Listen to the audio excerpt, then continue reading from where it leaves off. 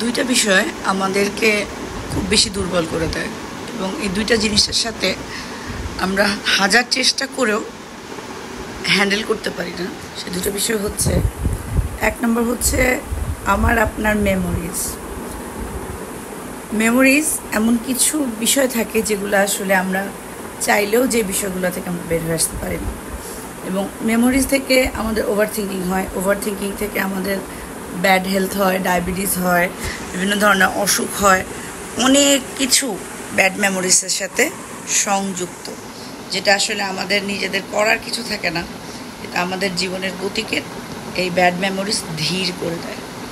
আর দ্বিতীয় যে বিষয়টা, সেটা হচ্ছে এই ব্যাড মেমোরিজের সাথে সংযুক্ত কিছু টক্সিক পিপল, যারা আমাদের জীবনের গতি কমিয়ে দেয়, যারা নিজেরাও জীবনে আগায় না, যারা আমাদের কাউকে এগিয়ে যেতে দেয় না।